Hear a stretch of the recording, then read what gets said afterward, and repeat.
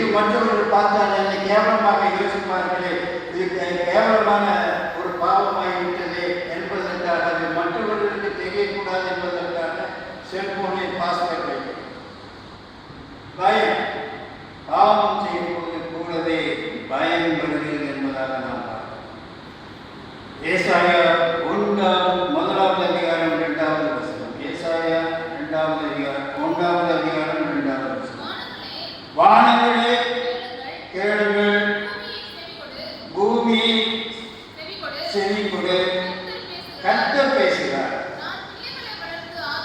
நான் பிள்ளைகளை வளர்த்து ஆதரித்தேன். என்னுடைய பிள்ளைகளால் நீங்கள் இருந்தீர்கள், நான் உங்களை நேசித்தேன்.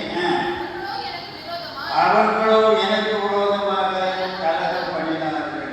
இஸ்ரவேலோ அறிவில்லாமலும் என் ஜனம் உணர்வில்லாமலும் இருக்கிறது. அவர்களுக்கோ ஐயோ என்றார். உங்களை என் பிள்ளைகளாக நான் வளர்த்தேனே, உன்னை நேசித்து உன்னை ஆராய்ச்சி உன்னை ஆரோக்கி வளர்த்தேனே, இன்று நீ எனக்கு விரோதமாகவே எழுதியிருக்கிறாயே. ஆண்டவர் பேசுகிறார், நம்மோடு தான் பேசுகிறார். உன்னை இதுவரை நான் கொண்டு வந்து வைத்திருக்கிறேனே, இதுவரை என்னை கொண்டு வந்து சேர்த்திருக்கிறேனே, ஆனாலும் எனக்கு விரோதமாக நீங்களும் அவருக்கு விரோதமாக பாவம் செய்யும்போது நமக்கு ஐயோ என்றார். எனக்கு அன்பானவர்களே, பெற்ற தாயை விட நம்மை நேசித்து இதுவரை நம்மை ஆராய்ந்து கொண்டு வந்த கர்த்தருக்கு நாம் என்ன விதமான நற்செய்திகளால் அவரை நாம் குறிக்கிறோம், சொல்லிருக்கிறோம். யோசிப்பார்கள். நமக்கு வர வேண்டிய மரணத்திற்கு தண்டனையை அவர் ஏற்றுக்கொண்டார் என்பதாக ஒரு சிறு கதையை உங்களுக்கு நான் சொல்கிறேன். ஒரு ஊர் மனுஷர்கள் எல்லாரும் சேர்ந்து விடுமுறைக்காக பிக்னிக் போக வேண்டும் என்று ஒரு தூரமான இடத்திற்கு, கோவா போன்ற இடத்திற்கு போவதற்கு ரயிலை புக் பண்ணி குறித்த நாள் வரும்போது ஊர்காரர் எல்லாரும் கட்டி எல்லா விதமான வசதிகளோடு அந்த ரயிலில் பிரயாணம் பண்ணி கொண்டிருந்தாங்க. எல்லாரும் சந்தோஷமான ரயிலில் ஏறி புறப்பட்டு போனாங்க. ஒரு பக்கம் சீட்டாட்டம், ஒரு பக்கம் மதுபானம், ஒரு பக்கம் பீடி சிகரெட் போன்ற காரியங்கள், நடக்கக்கூடாத சினிமா காரியங்கள் எல்லாவற்றையும் அந்த ரயிலில் அவர்கள் செய்து கொண்டிருந்தார்கள். இப்படியாக ரயில் புறப்பட்டு போய்கொண்டிருக்கிற வேளையில் திடீரென்று ஒரு சடன் பிரேக் போட்டார். சாதாரணமாக ஸ்டேஷன் வரும்போது மெல்ல தான் பிரேக் போட்டு சாதாரண மெல்லாக தான் வரும். இது சடனாக பிரேக் போட்டதினால் ஒருவர் மேலே ஒருவர் விழுந்து இப்படியாக அந்த ட்ரெயின் தடுமாறி கொண்டது. தடுமாறி நின்று விட்டது. எல்லாரும் என்ன யோசித்தார்கள் என்றால், யாராவது குறுக்க விழுந்திருப்பார்கள், அதனால இந்த ட்ரெயின் டிரைவர் நிறுத்தியிருப்பார் என்பதாக யோசித்து பார்த்து கொண்டிருந்தார்கள். ட்ரெயின் புறப்பட்ட பாடு அதே இடத்தில் நின்று கொண்டிருந்தது. சரி, எல்லாரும் இறங்கி என்னதான் நடக்கிறது என்று நாம் இன்ஜின் பக்கம் போய் பார்க்கலாம் என்று எல்லாரும் இறங்கி போய் பார்க்கிறார்கள். அந்த ட்ரெயின் டிரைவர் என்ஜின் கடிதை போய் நின்று அழுது கொண்டிருக்கிறார். ஏன் அழுகிறீர்களா? என்ன சாதாரணமாக இருந்தாலும் யாராவது தற்கொலை செய்ய வேண்டும் என்றால் விழுந்து போவார்கள். இல்லை ஆடோ மாடோ யானையோ குறுக்க விழுந்தாலும் இப்படியாக ட்ரெயின் நிற்கும். அதுக்காக நீர் ஏன் அழுகிறீர் என்று அந்த பிரயாணிகள் எல்லாரும் கேட்கிறார். இவர் அழுது கொண்டே இருக்கிறார். அடியிலே ட்ரெயின் அடியிலே ஒரு வாலிபன் சுக்குநூறாக உடைந்து போய் அவனுடைய எலும்புகள் எல்லாம் உடைந்து இரத்த வெள்ளத்தில் வந்து சரியாக இது திடீரென்று வருகிற விபத்து தானே, அதற்காக ஏன் அழுகிறீர்கள் டிரைவரே என்று சொல்லி மக்கள் கேட்கிறார். அவர் அடியிலிருந்து வெளியே வந்து, உங்களுக்காகத்தாயா அவன் மறைக்க போறான், என்ன சொல்றீங்க, எனக்காக எங்களுக்காகவா அப்படி என்று கேட்கிறார். அதோ அங்கே பாருங்கள், 2 மலைகளுக்கு இடையில இருக்கிற அந்த பாலம் விழுந்து உடைந்து கிடக்கிறது. இந்த ட்ரெயின் அந்த வழியாக போக வேண்டும் என்றால் நாம் அந்த இடத்திலே கீழே விழுந்து எல்லாரும் நாம் செத்துருக்கோம். அந்த நிகழ்ச்சி நடக்கக்கூடாது என்றுதான் இந்த வாலிபன் ட்ரெயின் குறைவு நடுவிலே நின்றார். ட்ரெயினில் வந்து விழவில்லை, ட்ரெயின் தண்டவாளத்தில் நடுவில் நின்றான். ஆகினால் ஏதோ காரணத்துக்காக நிற்கிறது. நான் கிட்ட வந்து அப்படியும் அவன் நவழவில்லை, அங்கேயே இருந்தான். பிரேக் போட்டு நிற்கவில்லை.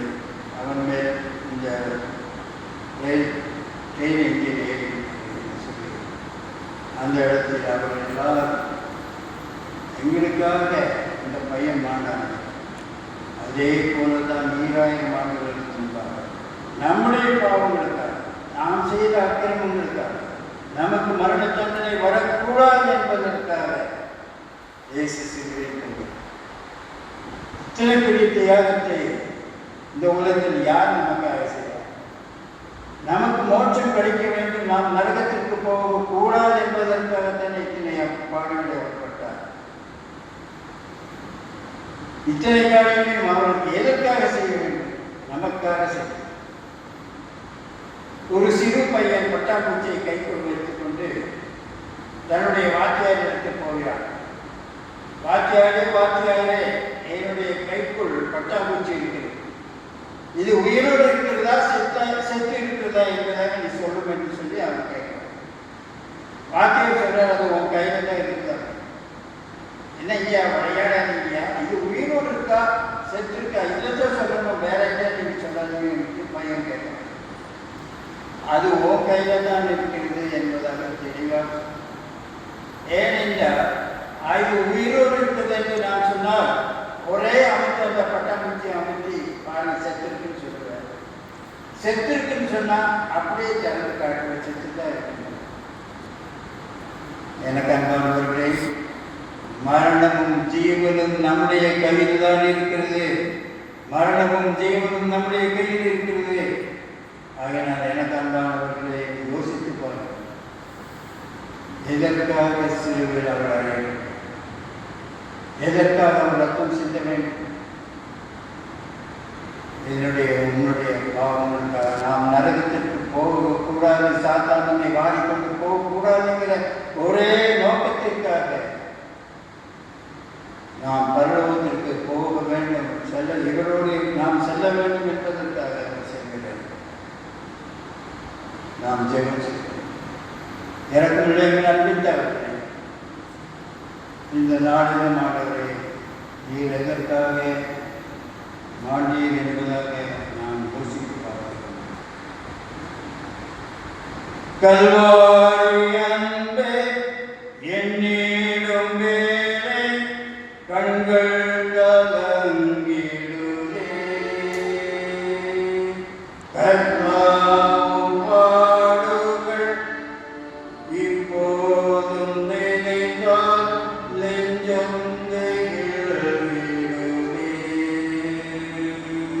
கல்வாரி அன்பே என்னிடும் வேலை கண்கள் கலங்கிடுமே. கர்த்தாவும் பாடுகள் இப்போதும் நினைந்தால் நெஞ்சம் நெகிழ்கிடுமே.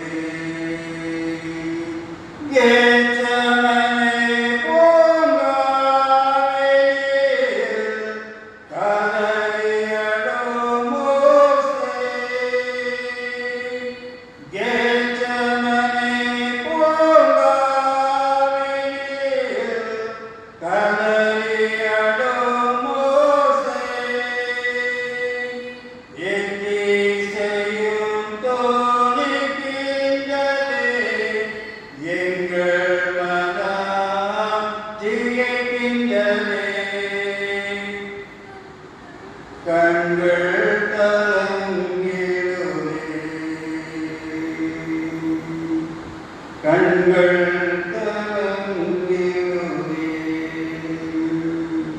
நாம் ஒருமனப்பட்டவர்களாக தேவனை நோக்கி மகா பரிசுத்தமும் அன்பும் நிறைந்தவர்களாக தெளிவாய் திட்டவட்டமாக நம்மோடு பேசியிருக்கிறதற்காக துணிக்கிறோம், ஸ்தோத்திரிக்கிறோம். அப்பா, நாங்கள் பலனற்றவர்களாய் சத்துருக்களாய் இருக்கும்போதே எங்களை நேசிக்கிறார்கள். உயிருக்கு உயிராக எங்களை நேசிக்கிறார்கள். இந்த உண்மையை யாரெல்லாம் அங்கீகரிக்கிறார்களோ ஒவ்வொருவரையுமே மன்னிப்பு பெற்றுக் கொண்டவர்களால் வாழப்படி தாழ்மையாய் உன்னை வேண்டிக் கொள்கிறேன். நடந்தார் உண்மை. கர்த்தாவே சமாதானம்.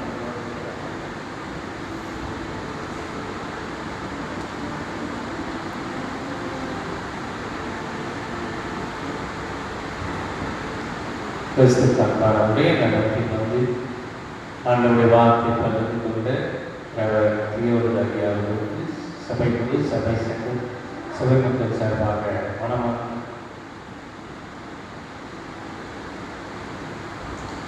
ஆண்டவருடைய வார்த்தையை கேட்டனால் நம்மையும் நம்முடைய காணிக்கும் ஆண்டவர் அர்ப்பணிக்க